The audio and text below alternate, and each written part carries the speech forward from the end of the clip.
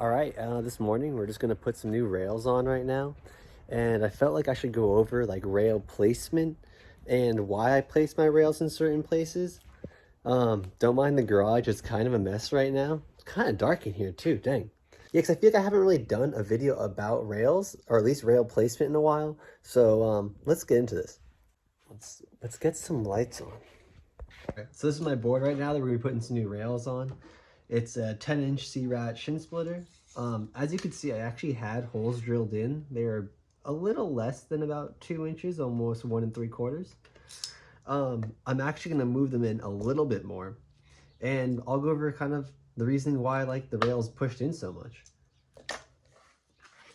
So let's cut these things open right now. Oh.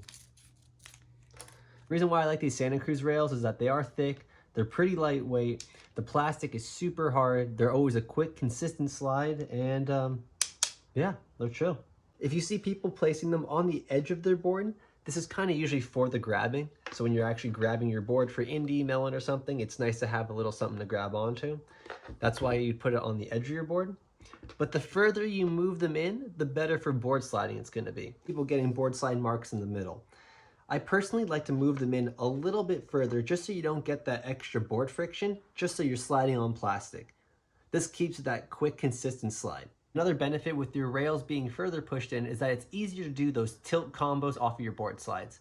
When I mean tilt combos, I mean board slide feeble, board slide hurricane, things like that. I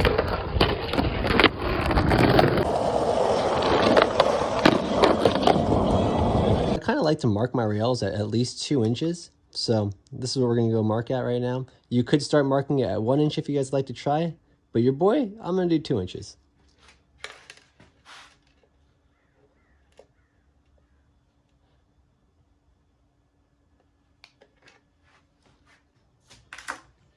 Time for the drill.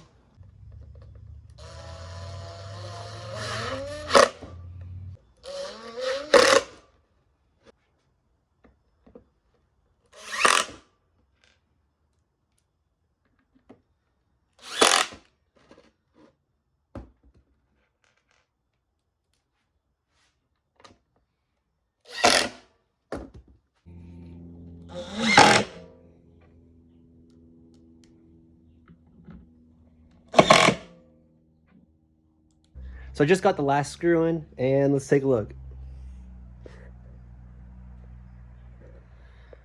So I do like to do a little, like I don't go super crazy on the drill. I do give it sometimes a little bit of give, so then I could go back in with the hand screw just to do an extra little tighten at the end.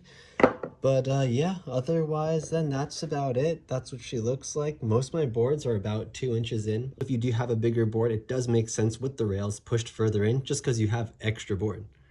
Because obviously you can't be I mean, obviously you can, but it would be pretty crazy if you were doing 2 inches in on like a 7.5 or like an 8 or something. It'd just probably look kind of crazy because these would be, just because the rails would be really close to the trucks. But I mean, it still works, you know, and you'd probably be able to tilt really good still. So what am I talking about? Because look at this thing. Look at the rails on this. There's probably like 3 or 4 inches right there or something on there. So, I mean, yeah, see here too. It's about an inch or two on that one as well. So, yeah.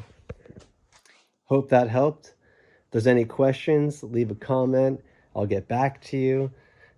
Yes, rails are a little slick. I suggest you maybe even getting a separate board just to put rails on it, just so you can get used to it. It does get a little slick on rails, but when it comes to cement and curbs like that, it's good stuff. But yeah, I think that's it. So yeah.